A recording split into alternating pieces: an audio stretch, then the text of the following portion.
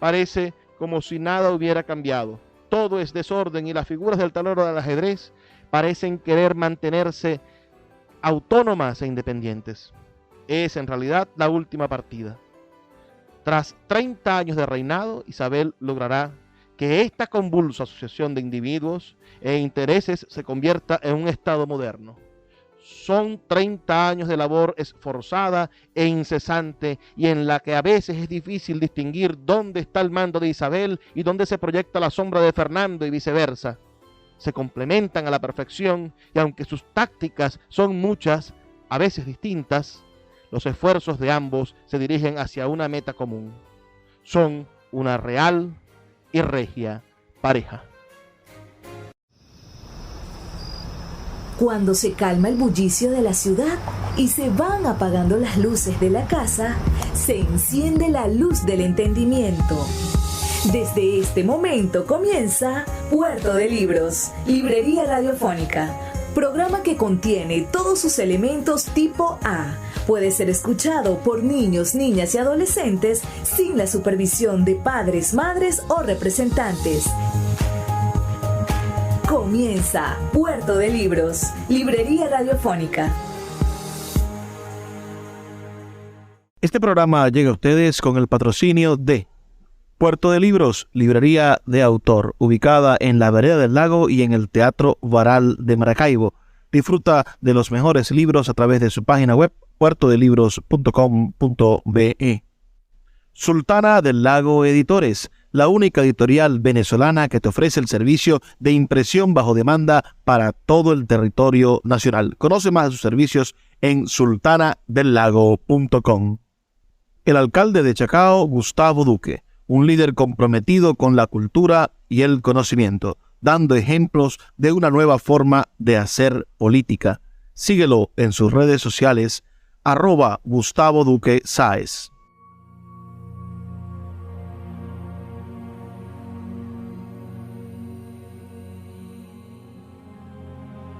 Bienvenidos a Puerto de Libros, librería radiofónica. Les habla Luis Peroso Cervantes, quien de lunes a viernes trae este espacio para ustedes a través de la Red Nacional de Emisoras Radio Fe y Alegría.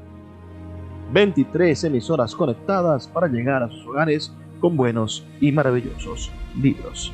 La noche de hoy estaremos conversando sobre una gran mujer del mundo, una de las grandes reinas, monarcas que cambiaron la historia de la humanidad. Me refiero a Isabel la Católica.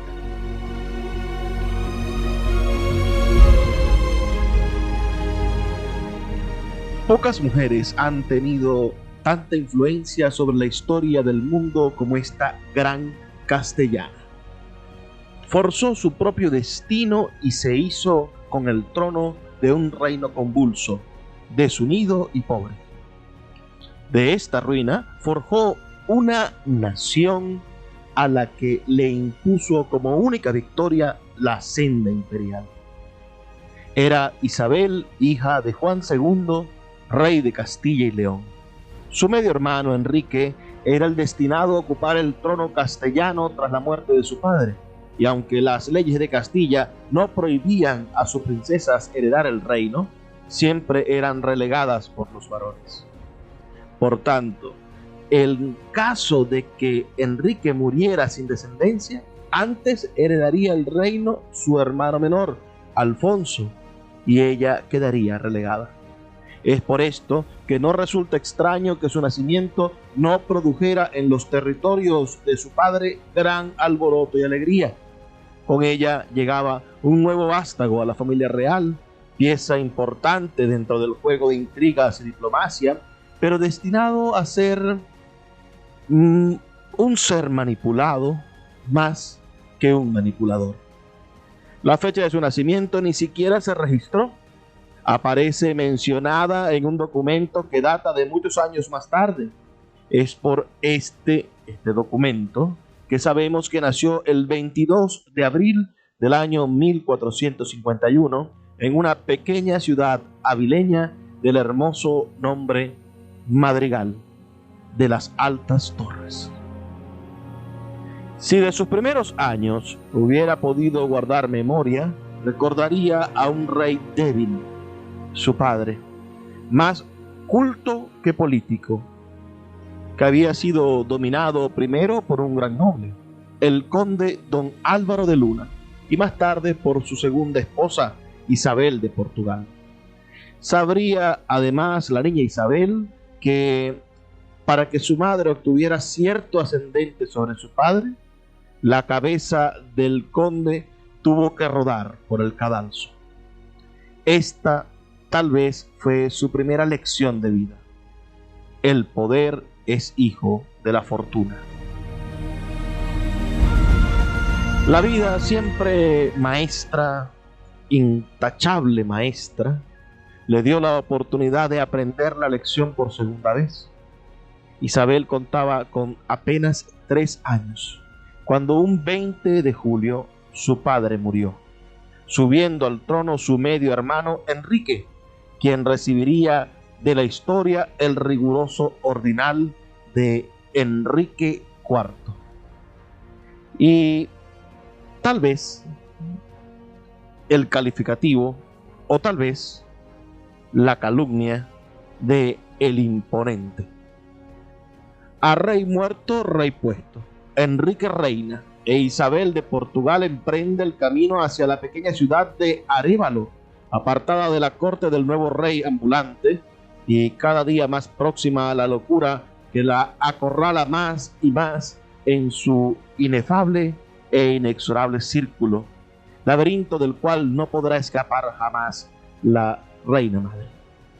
Le aconsejan sus 2 hijos, Alfonso e Isabel, en orden de importancia.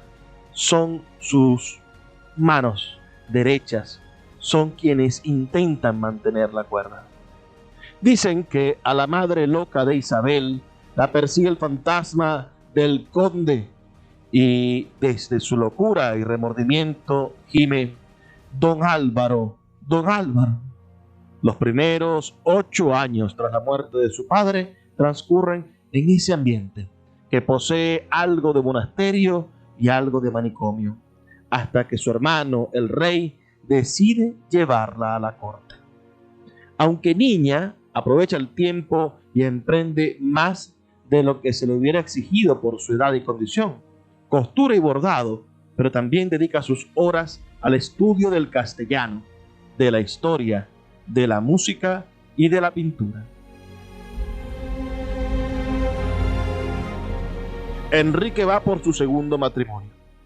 El primero, con Blanca de Navarra, fue anulado bajo el alegato de que no se pudo consumar debido a un sortilegio.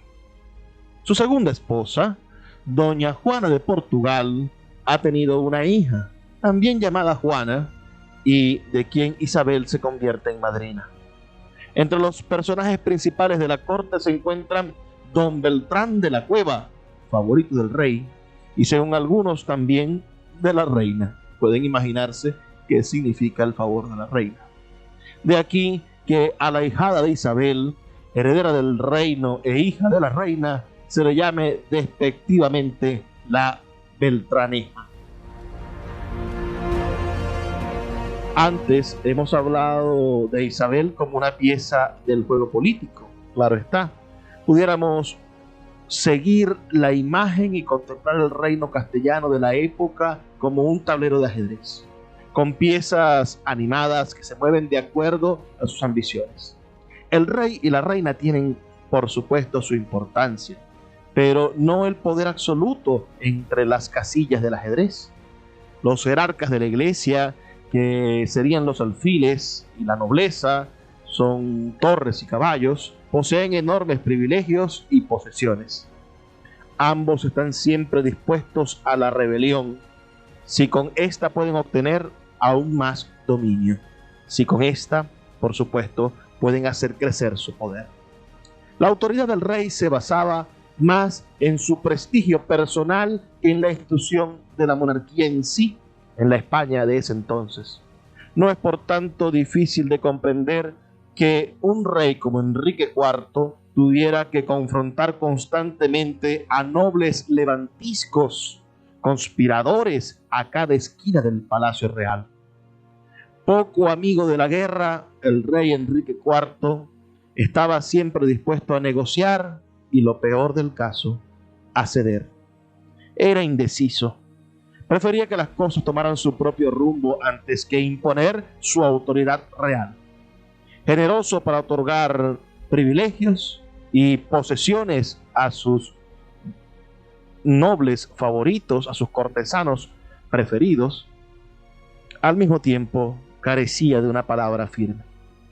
Lo que un día prometía, al otro lo negaba. Además, era libertino. Su reputación moral era pésima y la de la reina no era mucho mejor. Pronto, algunos entre los de la alta nobleza y la jerarquía de la iglesia comenzaron a negarle el respeto que le debían, y su dudosa paternidad les ofreció la ocasión para dar un viso legalista a sus acciones, pues para ellos la injerencia en el trono real castellano de una bastarda de la reina era intolerable, y se dispusieron a impedirlo. Se confabularon para derrocarlo. La rebelión se extiende por algunas ciudades, lo que fuerza al rey a pactar. Los rebeldes consiguen que en el año 1464 Enrique IV proclame a don Alfonso heredero del trono. Pero para el año siguiente el monarca anula lo acordado y estalla una nueva guerra civil. En Ávila, ese mismo año, los rebeldes deponen en efigie y proclaman rey a don Alfonso, que era un niño de apenas 12 años. En esta contienda se lucha tanto en el campo de batalla como en el de la intriga. La fidelidad de los allegados a uno y otro bando depende únicamente de la conveniencia. Por esto no debe extrañar a ninguno el hecho de que uno de los principales rebeldes sea el marqués de Villena, quien pacte luego con el rey. En el acuerdo se establece que la princesa Isabel se case con el hermano del marqués, don Pedro Girón, mestre de Alcántara, tras lo cual ambos nobles se pasarán al partido del rey y sofocarán la rebelión. El acuerdo se frustró y doña Isabel se libró, por lo pronto, de tal marido, mucho peor partido que el propuesto anteriormente cuando contaba 12 años, y al que se le negoció para casarla con el rey de Portugal, Alfonso V, 28 años mayor que ella.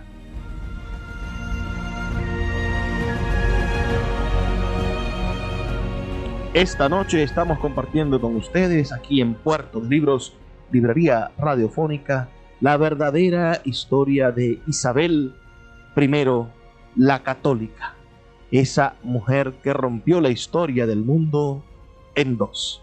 Vamos a hacer una pequeña pausa de 2 minutos y ya volvemos con más de su programa Puerto de Libros, Librería Radiofónica.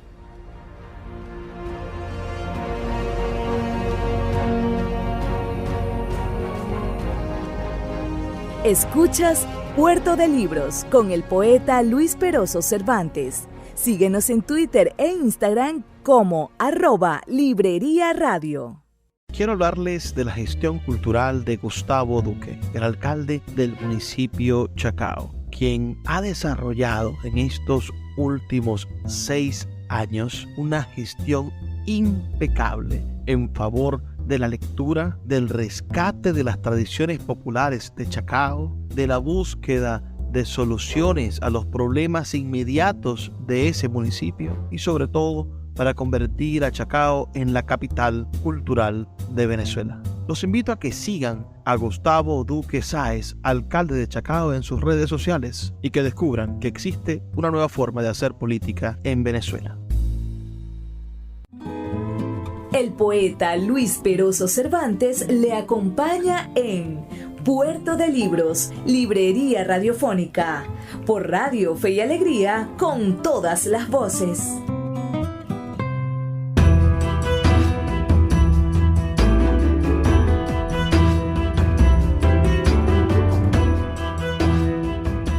Seguimos en Puerto de Libros, librería radiofónica. Les habla Luis Peroso Cervantes. Esta noche hemos preparado para ustedes una biografía de la reina Isabel I de Castilla, una mujer que rompió el mundo en dos, la historia del mundo en dos, o quizás una mujer que amplió el mundo más allá de las fronteras imaginables. La dejamos en un momento bastante crucial para su historia. La quieren casar con don Pedro Girón, mestre de Alcántara, y esto en medio de una conspiración organizada por un marqués, el marqués de Villena, quien apoya a don Alfonso, un niño de 12 años que también aspira a la corona, en favor, por supuesto, traicionarán a don Alfonso, en favor de su hermano Enrique IV, quien ostenta la corona, pero es odioso para los poderosos de España. Hay una guerra, y en esa guerra civil el partido del rey fue bastante fuerte al principio. Pero ante la incapacidad e indecisión del monarca, muchos de los nobles se fueron pasando al bando rebelde y optaron por apartarse de sus dominios, principalmente tras la batalla de Olmedo, de incierta victoria, pero en la cual quedó muy clara, transparente, la cobardía del rey, quien se ausentó del campo de batalla mientras su hermano y oponente, con apenas 15 años de edad, permaneció en la lucha hasta el final. El primer acto independiente de Isabel lo encontramos en ese momento histórico. Como hemos dicho, ella formaba parte del cortejo real y se hallaba en la ciudad de Segovia cuando ésta cayó en manos de los rebeldes. La reina Juana, con su hija y algunos fieles, logró refugiarse en el Alcázar, pero Isabel se negó a seguirla y prefirió aguardar en la casa del rey la llegada de su hermano Alfonso. Aprovechó así la primera ocasión que se le brindó para demostrar su descontento hacia una corte a la que años más tarde calificaría como escuela de malas costumbres.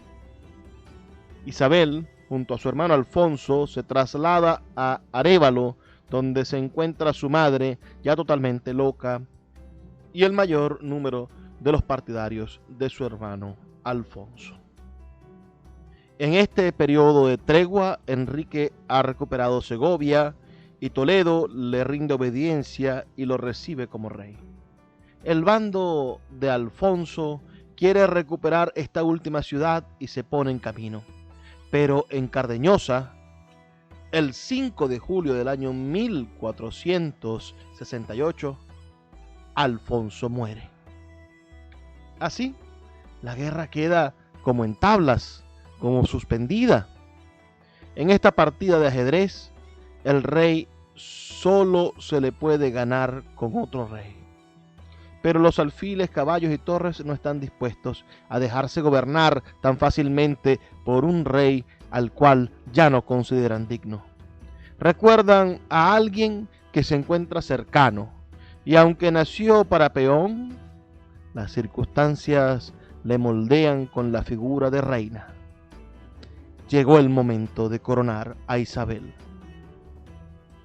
El 19 de septiembre de 1468 se firma un acuerdo en los campos de los toros de Guisando, un verdadero compromiso. Isabel reconoce a Enrique como soberano y a ella se le designa como heredera al trono.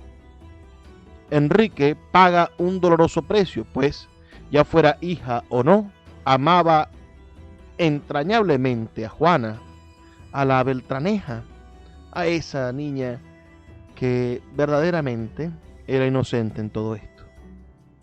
A Isabel también se le imponen sacrificios. Debe vivir bajo la custodia del rey y renunciar a la libertad de elegir a su cónyuge de acuerdo con sus deseos. Su matrimonio queda en manos de Enrique, que debe decidir quién es el mejor candidato y emitir su consentimiento. Isabel, además de ser la heredera, tiene 17 años y por tanto no le faltan pretendientes. Entre los primeros se encuentra por segunda vez Pedro Girón, ya mestre de la Orden de Calatrava, y su hermano es el Marqués de Villena, uno de los principales facciosos contra el monarca, pero dispuesto siempre a cambiarse de bando, siempre que en ese bando toquen la música que a él le gusta.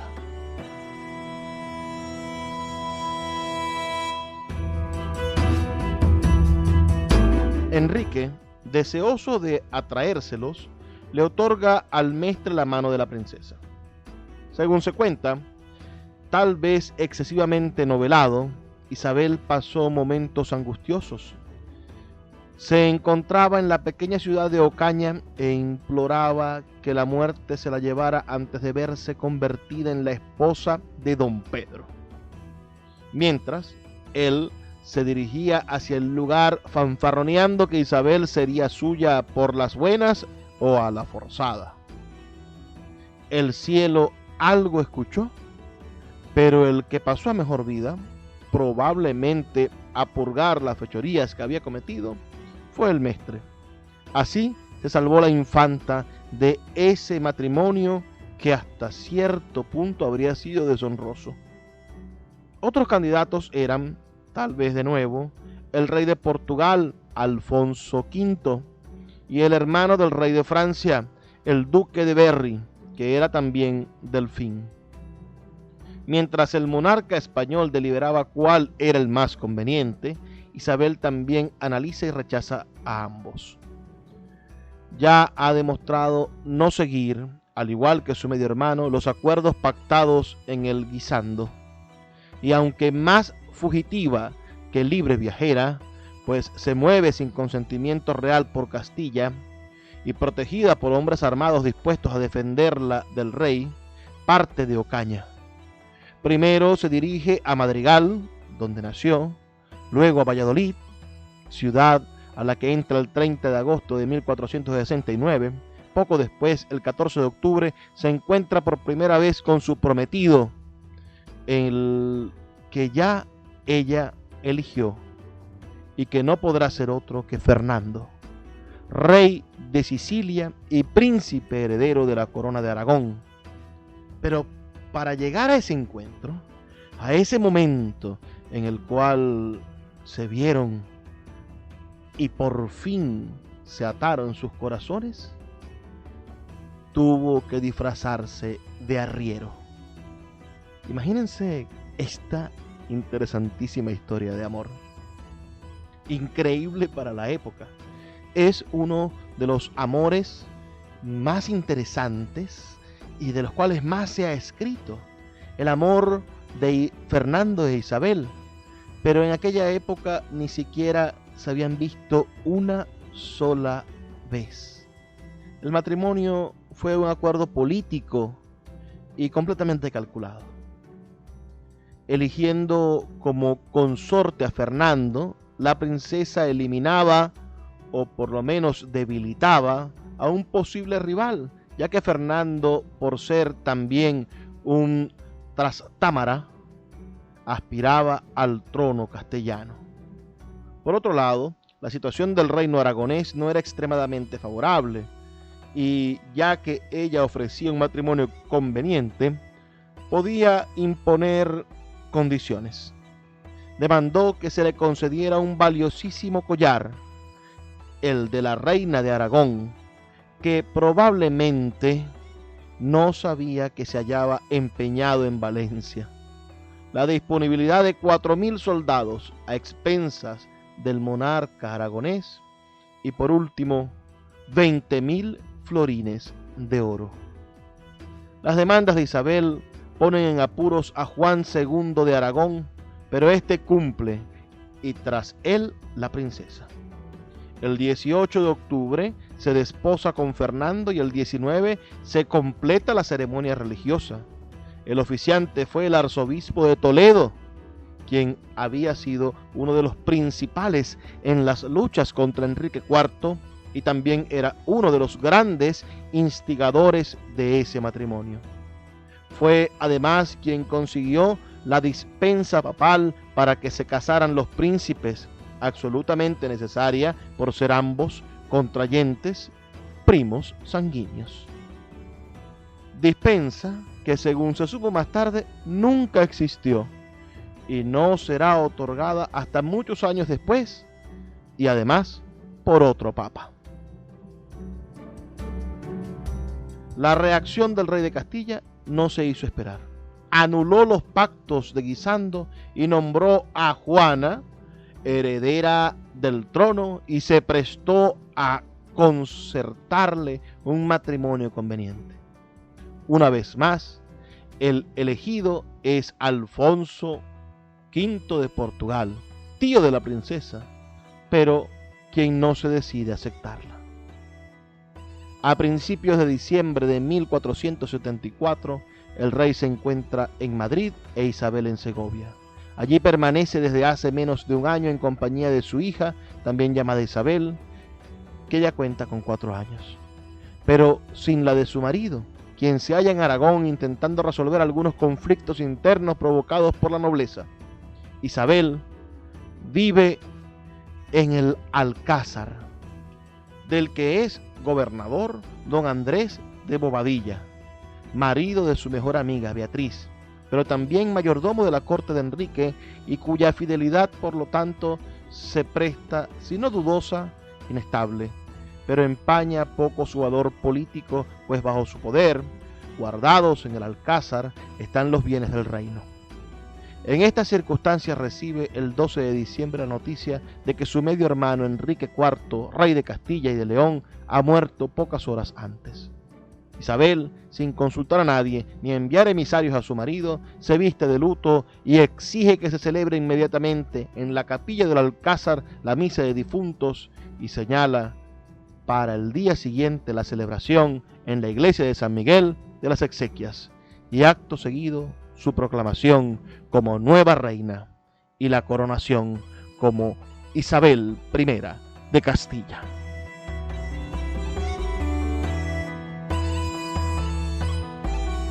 De lunes a viernes puedes abordar una embarcación de papel en Puerto de Libros, Librería Radiofónica, producido y conducido por el poeta Luis Peroso Cervantes.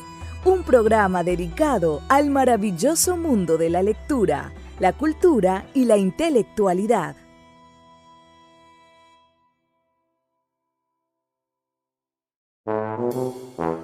Puerto de Libros, librería de autor. 7 años siendo la librería virtual más grande de Venezuela, con 2 sedes físicas, una en el Teatro Baral de Maracaibo y otra en la Vereda del Lago. Es un centro cultural dedicado al libro, proyecciones de cine gratuitas, talleres literarios, formación de nuevos escritores, talleres de teatro y de música, todo en un espacio dedicado al mundo de los libros y del conocimiento. Síguenos en nuestras redes sociales @Puerto de Libros y compra todos nuestros libros en la página web www.puertodelibros.com.be. Puerto de Libros, la librería que estás buscando. El poeta Luis Peroso Cervantes le acompaña en Puerto de Libros, Librería Radiofónica, por Radio Fe y Alegría, con todas las voces.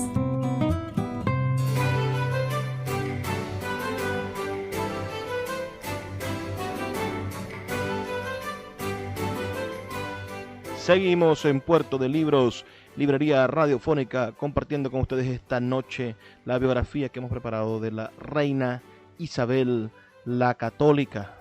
En el segmento anterior quedamos en un momento muy emocionante cuando ella misma, imagínense ustedes este contexto, ella, una mujer que había violado el acuerdo de Guisando, el acuerdo donde se había tomado la decisión de que ella fuera heredera, ella había violado ese acuerdo, aún así, sin convocar tampoco a las cortes, lo que se tendía a hacer, y mucho menos consultando a los grandes señores del reino, ella mandó en el medio del alcázar del rey, bueno, a hacer el funeral de su hermano y, por supuesto, a coronarse como reina. Esta magnanimidad, esta manera de ser, de expresarse, de sentir, de imponerse, hizo que existiese de inmediato una respuesta. Solo había que tener una respuesta, y esa respuesta era la obediencia fiel a su poder como reina. Recuerden que estaba también casada con el rey de Aragón. Entonces, reina o rey, de una tiene la apariencia, del otro exige el respeto. Esa es la disyuntiva. Entonces, exige el respeto con la fuerza de un varón, pero es una reina, como lo demostró el día de su coronación, vestida con toda la riqueza, montada sobre un caballo no menos engalanado. Se hace preceder por un noble que blande una espada desnuda, agarrada por la punta y con la empuñadura en alto. Nunca antes una reina la había anunciado con tal figura, cuya espada representa la autoridad real. Solo los reyes han sido homenajeados con pleitesía igual. Es la una y el otro, pero algo más. Esta monarca que acaba de coronarse tiene cerebro, piensa, es inteligente y no piensa desaprovechar el poder. Con Isabel en el poder de Castilla, el reino va a dejar de ser un tablero de ajedrez de figuras independientes. La que nació para peón se convirtió, a fuerza de inteligencia, en el jugador maestro. Le hizo jaque mate a todos los que creían que podían manipularla. Ella lo sabe. Pero los demás, acostumbrados a hacer lo que se les antoja, lo intuyen, no lo quieren reconocer. De aquí en adelante, la partida de Isabel es la que cada una de las figuras que se mueva tendrá que obedecer. Tendrán que moverse como ella desea. Tendrán que hacer lo que ella ordena. Una de las grandes virtudes de Isabel fue la de mantener la autoridad, pero saber compartir el poder. La de saber elegir, por oscura que pareciera a los demás, a la persona apropiada y asignarle responsabilidades. Si el elegido titubea, ella le daba ánimo. Si se le calumniaba, ella lo apoyaba. Posee un claro, astuto y certero instinto maternal. Parece como si a todos sus súbditos y allegados les dijera: haced lo que podáis hacer, porque yo sé qué es lo que debéis hacer.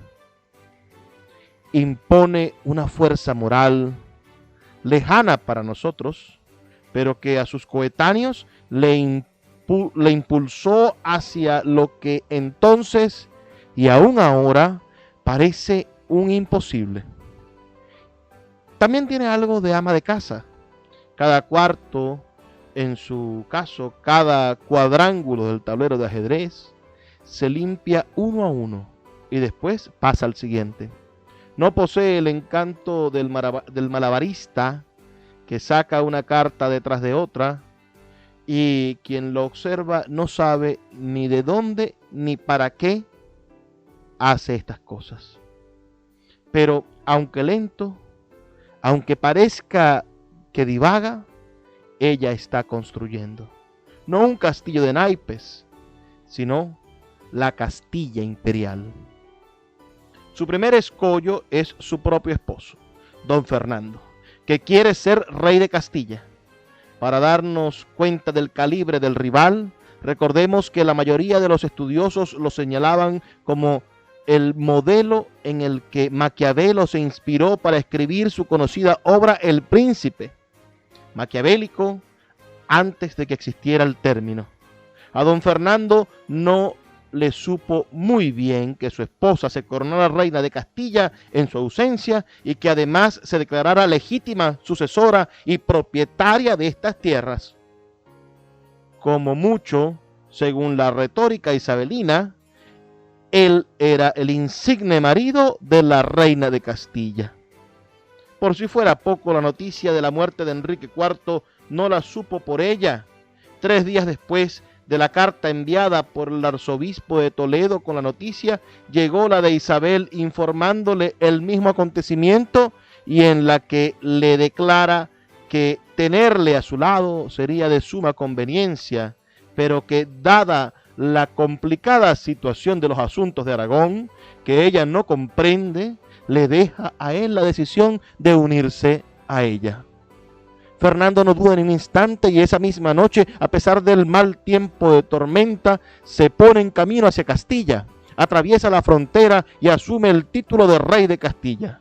Se acerca a Segovia, pero no se atreve a entrar. Espera 3 días en Turéngano. Las negociaciones comienzan, aunque el rey anda malhumorado y amenaza con volverse a Aragón. Finalmente se establece un compromiso. En los privilegios, escrituras, leyes y moneda aparecerá primero el nombre de Fernando, luego el de la reina. En el escudo y en las armas, a la mano derecha, en el lugar principal, estará el de Castilla. Al rey como varón se le concede la precedencia, pero el reino de Aragón queda relegado ante el de Castilla. Cuando los reyes se encuentren reunidos, administrarán justicia conjuntamente. Cuando se hallen separados, cada uno la administrará allá donde se encuentre. Hasta aquí todo parece en términos de igualdad, pero es derecho de la reina nombrar a todos los gobernadores de las fortalezas, quienes, al igual que los contadores y tesoreros, jugarán bajo su nombre. Ella proveerá la organización del ejército y distribuirá las recompensas y beneficios, incluyendo los eclesiásticos. A su autoridad también incumbe la recaudación de impuestos y por último se asegura el derecho de anular las disposiciones hechas por el rey. Sobre todo, Fernando recae principalmente una responsabilidad de mando de las tropas en tiempo de guerra. El acuerdo no satisfizo totalmente a ninguno de los dos, pero resolvieron sus desavenencias privadamente. Se dice que uno de los argumentos que llevó a Fernando a aceptar tal compromiso, recordemos que él aspiraba también al trono de Castilla, fue que la reina le recordó que Dios solo les había dado por descendencia a una hija y que en el futuro, por ser ella mujer, tal vez algún varón descendiente transversal de la casa real castellana pudiera, por ser varón, reclamar el trono del que ella era heredera por línea derecha, o que, si no, de casarse ésta, como era lo más probable, con príncipe extranjero, fuera éste el que se apoderara del gobierno. Antes de apalear a los instintos paternales de Fernando, lo ablandó declarándole que, como era su marido, era rey de Castilla y que en esos reinos se habría de hacer lo que él mandase. Se hicieron las paces y gobernaron, como dice uno de sus biógrafos, en compañía y sin discordia. Los protagonistas de este enredo político y artificio diplomático tenían 23 y 22 años apenas. Isabel era un año mayor que Fernando. Las figuras del rey y la reina surgen poderosas, más por sus atributos personales que por su poder verdaderamente. Pronto se les alza parte de la nobleza y algunos prelados, entre estos el arzobispo de Toledo, quien por tantos años había luchado a favor, no solo de Isabel, sino de su hermano y uno de los protagonistas del novelesco matrimonio, quienes se reúnen alrededor de Juana la Beltraneja, a quien no le faltan partidarios. Uno de ellos es Alfonso V de Portugal, quien invade Castilla, dispuesto a defender los derechos al trono de su sobrina. No lo hace tanto por amor de tío como por conveniencia, pues recuerda que Juana es también su prometida. Parece como si nada hubiera cambiado. todo es desorden y las figuras del tablero del ajedrez parecen querer mantenerse autónomas e independientes. Es en realidad la última partida. Tras 30 años de reinado, Isabel logrará que esta convulsa asociación de individuos e intereses se convierta en un Estado moderno. Son 30 años de labor esforzada e incesante y en la que a veces es difícil distinguir dónde está el mando de Isabel y dónde se proyecta la sombra de Fernando y viceversa. Se complementan a la perfección y aunque sus tácticas son muchas, a veces distintas, los esfuerzos de ambos se dirigen hacia una meta común. Son una real y regia pareja. Estamos escuchando una biografía de la gran Isabel de Castilla. Vamos a hacer una pequeña pausa de 2 minutos y ya volvemos con más de Puerto de Libros, Librería Radiofónica. Escuchas Puerto de Libros con el poeta Luis Peroso Cervantes. Síguenos en Twitter e Instagram como @Librería Radio.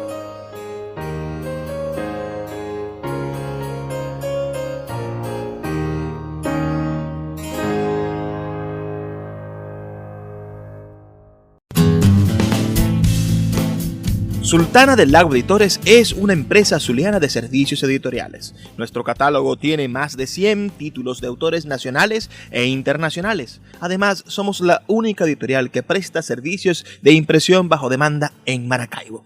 No necesitas invertir en grandes tirajes. Tus lectores pedirán tu libro, nosotros lo imprimiremos y tú obtendrás regalías. Por ello, también editamos internacionalmente en Amazon y Google Play Books. Conoce más en nuestra nueva página web www.sultanadelago.com o siguiéndonos en Instagram como @sultanadelago.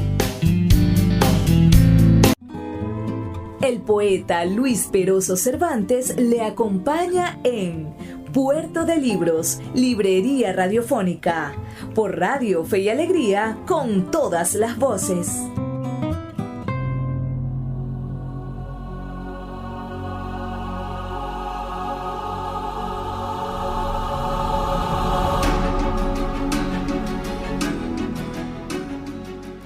Así llegamos al último segmento de nuestro programa Puerto de Libros, Librería Radiofónica. Esta noche, como les vengo diciendo, haciendo esta biografía de la reina Isabel la Católica. ¿Qué les ha ido pareciendo? Quedamos en el segmento anterior hablando sobre su reinado a la par, esos 30 años de trabajo junto a Fernando, quienes juntos hicieron que Castilla y Aragón se convirtieran en reinos ejemplares. Lo primero que han de alcanzar esta pareja maravillosa que cambió la historia del mundo es el dominio sobre todo el territorio castellano, lo cual implicó la lucha contra el ejército invasor portugués que estaba, como recordarán, reclamando el derecho de la sobrina de la reina, que era reclamado por su tío, el rey de Portugal.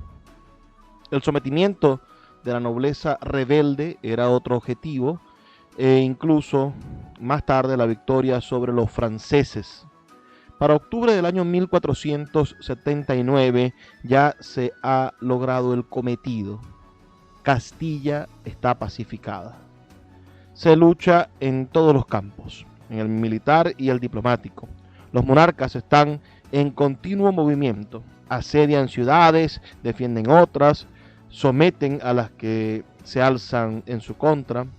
Uno de los momentos más difíciles de Isabel en esta época es cuando Segovia se rebela en el año 1476. En esta ciudad se encontraba su única hija. Recibe la noticia en Tordesillas e inmediatamente se monta a caballo y se dirige hacia la ciudad insurrecta. En las afueras de esta le hacen una serie de recomendaciones, las cuales no sigue. Ella, mejor que nadie, nos da, al igual que se las dio a sus consejeros, las explicaciones. Textualmente dice la reina Isabel de Castilla: decid vosotros a estos caballeros y ciudadanos de Segovia que soy reina de Castilla y esta ciudad es mía y me la dejó el rey mi padre. Y para entrar en lo mío no son menesteres leyes ni condiciones. Yo entraré en la ciudad por la puerta que quisiere, y conmigo entrarán el conde Benavente y los demás que entiendan ser cumplidero a mi servicio. Decidle a mí mismo que vengan a mí todos y hagan lo que yo les mandare y dejen de hacer en la ciudad alborotos y escándalos, porque de ello puede seguírseles daño a sus personas y a sus bienes. Entró por la puerta de San Juan, por la que le habían recomendado que no entrara, y penetró en el alcázar, donde se hallaba su hija y del que en parte dominaban los rebeldes. Estando allí, la muchedumbre, que venía armada más de furia que de razón, exigía que le permitieran la entrada. Isabel, tras oír a sus consejeros que le recomendaban mantener la puerta cerrada e impedir el acceso, ordenó que todos se mantuvieran en su lugar hasta recibir nuevas órdenes. Y entonces se dirigió al patio que daba a la puerta amenazada y ordenó que la abrieran y estableció que entraran todos los que quisieran. La muchedumbre se encontró ante la presencia de una joven mujer de rostro redondo y cabello rubio, los ojos entre azul y verde, no muy alta y un poco entrada en carnes. Estaba sola e irradiaba tal autoridad que inmediatamente cesó la ira y el alboroto. Entonces ella les prometió hacerles justicia y se alejaron exclamando: ¡Viva la reina! Hemos relatado este episodio porque nos permite calibrar la personalidad de esta mujer y así es más fácil comprender cómo fue ella la que se encargó en estos tiempos tumultuosos del financiamiento y abastecimiento del ejército, del envío de tropas e incluso de aconsejar estrategias a su marido, quien se encontraba, como le correspondía, al mando de los ejércitos. Sus desplazamientos continuos a caballo a través de la árida Castilla le llegaron a causar la pérdida de un embarazo. La diplomacia fue una de las armas más efectivas de estos monarcas, principalmente de Fernando. Gracias a esta lograron que el Papa anulara la dispensa otorgada a Alfonso V que le permitía casarse con su sobrina Juana. Con Francia también entraron en negociaciones evitando que apoyaran a Portugal. Con todo, el monarca portugués volvió a invadir y otra vez fue rechazado. Pero el 6 de noviembre de 1479 ya se ha logrado la paz y los reyes se encuentran en Toledo. En los tratados con Portugal se ha decidido la suerte de Juana la Beltraneja, aunque se le ha concedido dos opciones, que no sin ironía podemos calificar generosas: casarse con el príncipe heredero de Portugal, un niño que todavía se encuentra en lactancia, o tomar el hábito. Elige lo último e ingresa en 1480 en el convento de Santa Clara en Coimbra. Hasta el final de sus días firmó: yo la reina. Hay quien considera esto como un pequeño consuelo, tal vez sea la impotente rebelión de quien sabía que hubiera ocupado el trono de Castilla de no haber tenido una tía llamada Isabel. Es en el año 1479, un año de triunfo. En enero ha muerto el rey de Aragón, don Juan II, y Fernando se convierte en el monarca de estas tierras y por ende su esposa en la reina. Así, dos grandes reinos de la península ibérica serán gobernados bajo el mismo cetro conjunto que el habla popular le dio el lema de tanto monta Isabel como Fernando. Reyes de Castilla y Aragón, pero cada reino independiente el uno del otro. Sin embargo, había razones para mirar al futuro con optimismo. Unos años antes, en Sevilla, en el mes de julio, el año anterior, había nacido el príncipe Don Juan, heredero de ambas coronas, y así los dos reinos, aunque autónomos, pertenecerían y permanecerían unidos a través de un único trono real. Es por esto que los reyes se hallaban en Toledo. Han convocado a las cortes para que juren a Don Juan como príncipe heredero del reino de Castilla y León, ceremonia con la que jamás fue Isabel legitimada por el anterior rey. Prácticos en todo el sentido de la palabra, aprovechan la ocasión para someter totalmente a la nobleza que se ha congregado para ofrecer sus votos de fidelidad y a la generación real futura, y le exigen la devolución de los bienes reales de los que se habían convertido en propietarias por la dilapidación del padre de Isabel y de sus medios hermanos. Contagiados con el entusiasmo de producir una gran nación, o temerosos de tales soberanos, los grandes, nobles y hombres de fortuna de Aragón y de Castilla acceden y devuelven sin protesta a la corona los territorios y feudos que ésta reclama como suyos. La política contra el poder de la nobleza continuará durante todo este reinado, y aunque saben, principalmente Isabel, gratificar a quienes le sirven, evitará que los mayorazgos de las órdenes militares recaigan sobre los miembros de la alta nobleza, devolviéndolos de esta forma a la casa real. Los años de la guerra civil y las décadas en pugna entre el poder real y el de la aristocracia habían engendrado en los territorios de la reina un estado calamitoso. El crimen y los abusos de poder imperaban por todas partes. Al último, el ejército instituido en la autoridad real le pone coto. Al primero, es decir, al crimen, se le da una sola solución fascinante: la creación de la Santa Hermandad. Doña Isabel, tan avara de sus prerrogativas reales, no duda en perpetuar en cada pueblo el derecho de perseguir y castigar a aquel que infrinja las leyes. Ya en el reinado de su padre, los pueblos habían reclamado el derecho de defenderse contra el abuso de la nobleza, pero la demanda se había convertido en letra muerta tras el vigor de los primeros años de Enrique IV.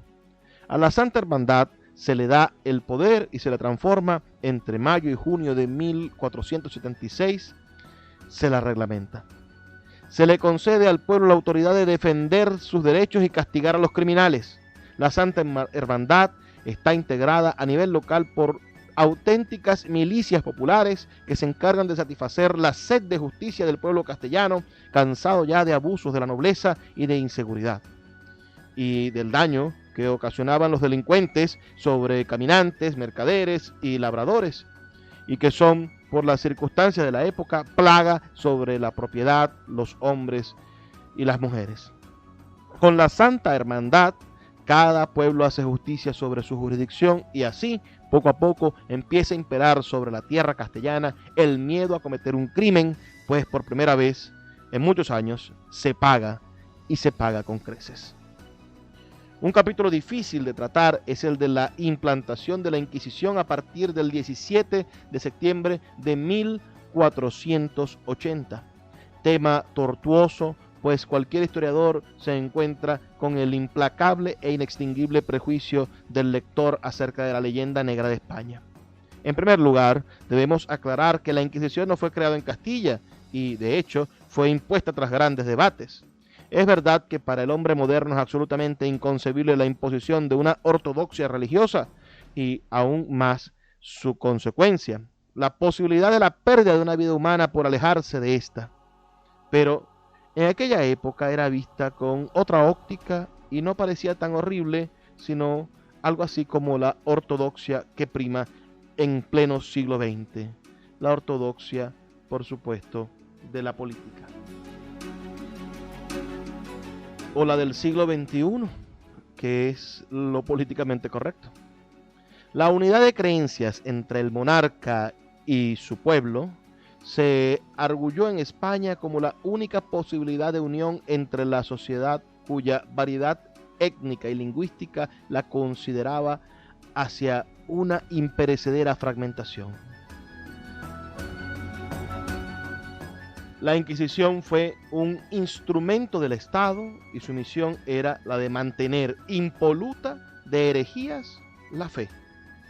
Es, por lo tanto, que los perseguidos por la Inquisición y los ajusticiados, si era el caso, por el Estado, que era el brazo secular, fueron judíos conversos, judaizantes y los llamados herejes.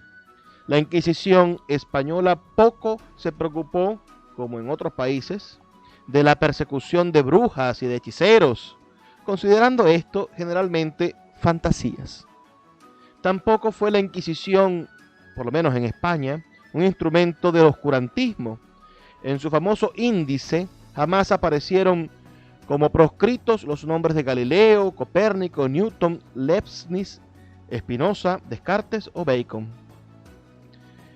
En este mismo año, es decir, en el año 1480, se le ofrece a los reyes católicos la oportunidad de alcanzar su sueño: expulsar al último reducto musulmán de la península ibérica.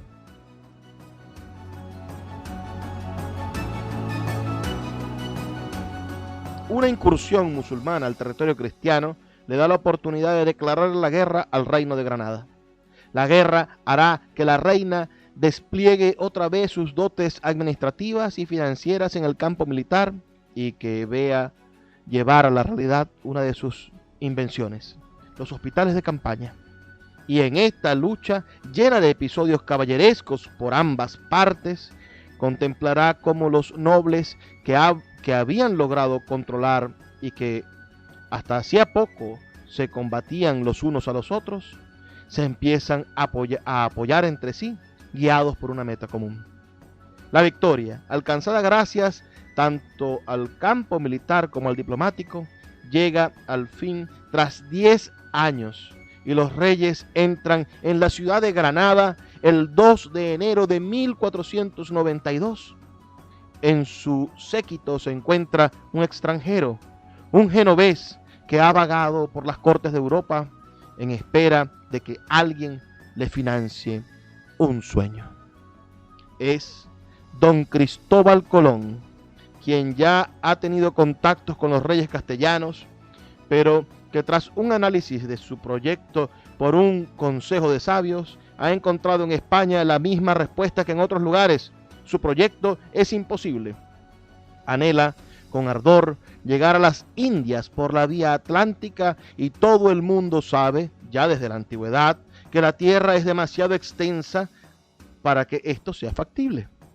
El navegante tiene, sin embargo, una amiga en la corte castellana, la reina, mujer que siempre escucha con oído atento sobre cualquier proyecto y que, luego de guardar y esperar la situación propicia para llevarlo a cabo, tiene el placer de consumarlos.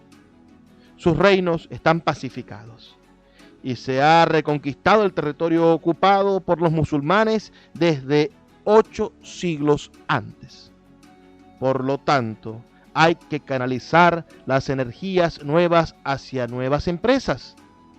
Aunque le digan que este emprendimiento, que este viaje es un imposible, y aunque el extranjero exige gran cantidad de privilegios y títulos, a la reina, tan cauta y celosa de su poder, algo le convenció del navegante y la empresa, a pesar de sus dificultades económicas en las que se hallaba Castilla por haber terminado apenas una guerra hacía poco y por ser, reinos no frondosamente ricos, la reina debió reconocer en Colón a un ser de su misma especie, la de los soñadores que a base de esfuerzo y de tesón doblegan hasta la misma realidad. En las capitulaciones de Santa Fe, acuerdo firmado entre los monarcas y Colón el 17 de abril, se habla de la posibilidad de encontrar tierras por descubrir. La posibilidad se tornó, aunque el genovés nunca lo comprendió, en una realidad. Y España obtuvo, gracias a ese sueño común entre una oscura figura y una gran reina, todo un continente por donde expandir su cultura y consecuentemente encontrar su trascendencia histórica. La multiétnica y multilingüe península se traslada a otras tierras, implantando sobre aquellas lo que se impuso a sí misma, una unidad social y cultural en un suelo caracterizado por su pluralidad, que con sus defectos y virtudes palpitará llena de vida durante más de 300 años. Menos de un mes antes, el 31 de marzo, se firma el decreto de expulsión contra los judíos, según el caso en que se negaren a convertirse en cristianos. Se les da un plazo de 3 meses para abandonar el reino. Se calcula que alrededor de 160.000 emprendieron el camino del destierro. Esta es otra de las acciones emprendidas y cuya única justificación fue el intento de alcanzar la unidad a través de una fe común. Hasta en el campo humanístico, la reina dejó una gran huella. Estudió latín a los 31 años con la gran latinista Beatriz Galindo. Su biblioteca contaba con 253 obras, contando entre los autores a Tito Livio, Plutarco, San Agustín, Virgilio, Séneca, el arcipreste de Hita, Juan de Mena, Aristóteles y muchos otros. Los estudios humanísticos avanzaron a la luz del ejemplo real. Uno de sus cortesanos comenta las diferencias entre la corte de Isabel y la de su medio hermano, diciendo: jugaba el rey y todos eran jugadores, estudiaba la reina y en el acto todos se han convertido en estudiantes. Se cuenta que hasta un noble sexagenario comenzó a cultivar su espíritu ante el temor de caer en ridículo a los ojos más instruidos de las nuevas generaciones. Las universidades florecieron y poseyeron entre sus profesores a mujeres como la latina, hija de Nebrija, a doña Lucía Medrano, por ejemplo, y a la ya mencionada Beatriz Galindo.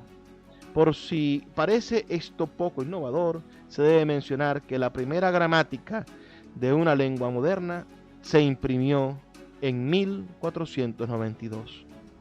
Arte de la lengua de Castilla, de Nebrija, quien no solo escribió una voluminosa gramática para los maestros, sino otra más sencilla, siguiendo el deseo de la reina, quien la quería para, citamos, con facilidad puedan aprender todos y principalmente las religiosas y otras mujeres consagradas a Dios.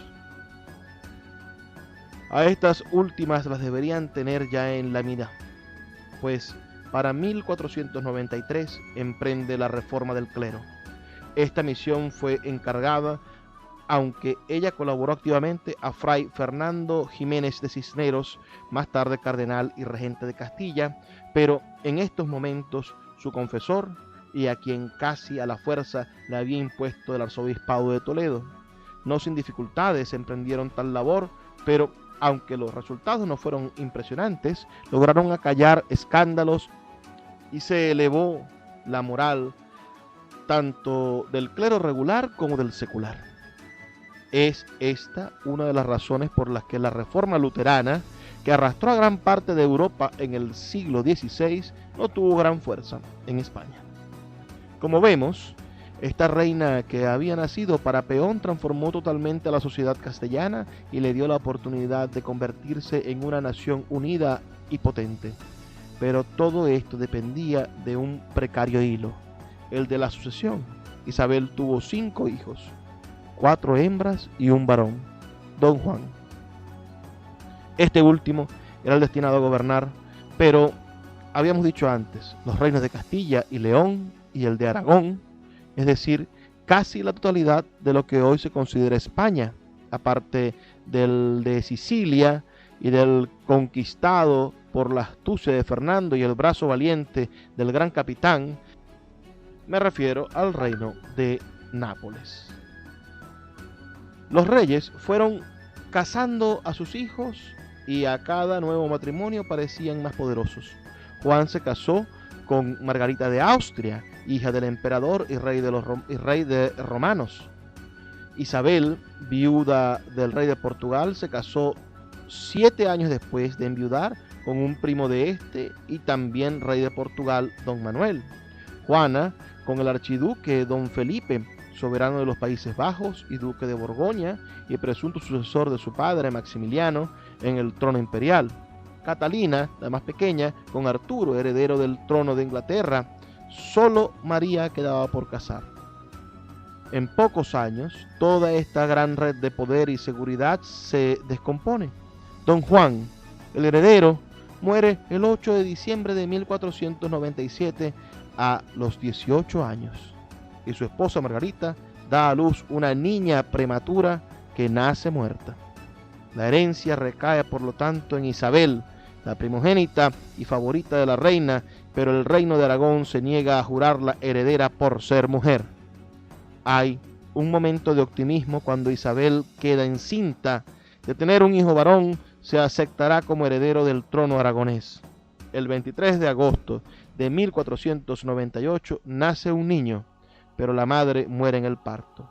Al niño se le da el nombre de Miguel, y aunque la reina no ha sido quien le quite su dolor de madre, como soberana, ve que la unidad de la península ibérica nunca ha estado tan cerca. Ya no solo sus reinos y los de su marido los que heredará el príncipe, sino que además la corona de Portugal. Una vez más, la muerte destruye todos los planes y don Miguel muere en julio de 1500. Ahora la heredera del trono es Juana, quien lleva años ostentando sin derecho el título de princesa de Castilla y quien también desde años despliega un comportamiento preocupante.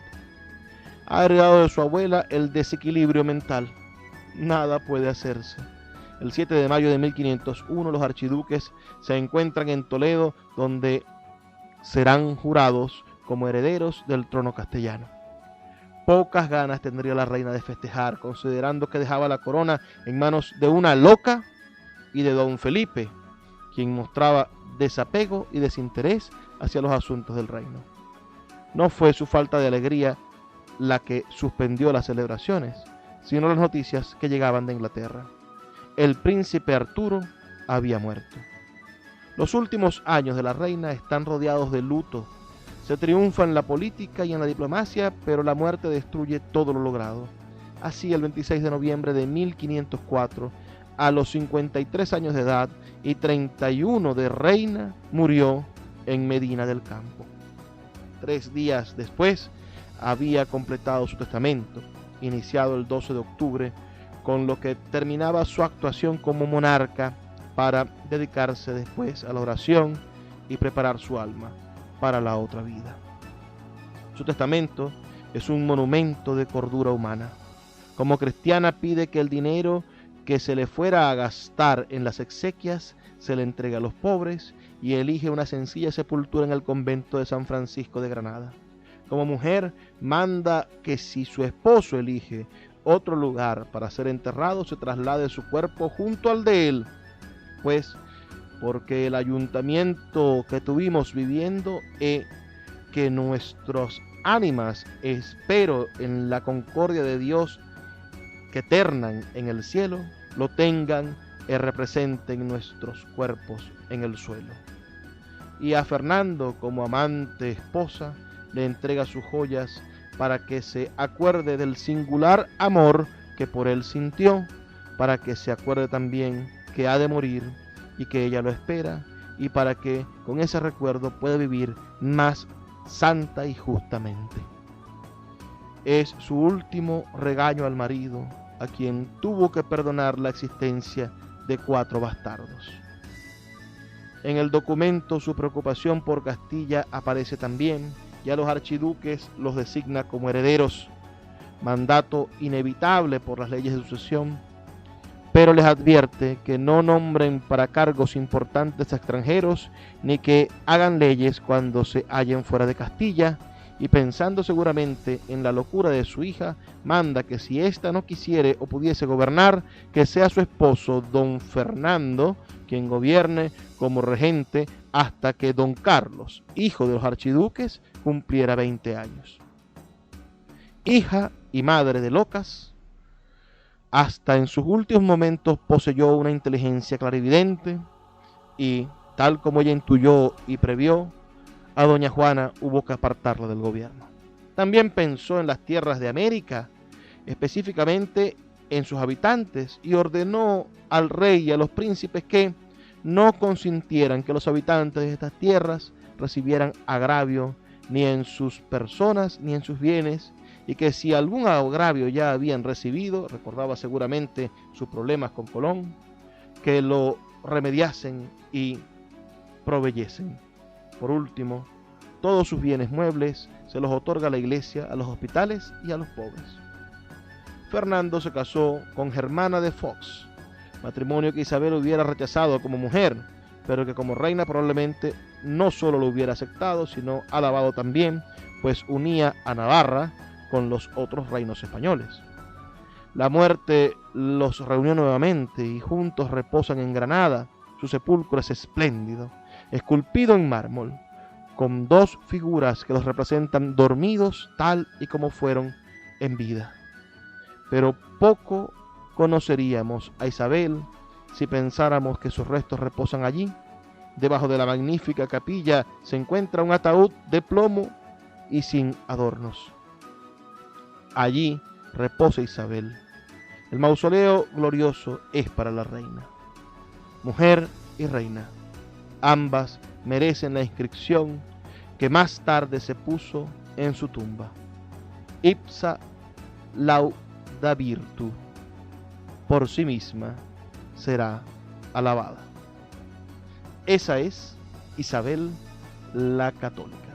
Y con esto nosotros llegamos al final de nuestro programa. Agradecidos por su audiencia. Les recuerdo que estamos aquí de lunes a viernes por la Red Nacional de Emisoras Radio Fe y Alegría y por mi canal de YouTube. Gracias a los que nos han estado escuchando. He estado transmitiendo también por Instagram. Así que les dejo el mensaje de todas las noches. Por favor, sean felices, lean poesía.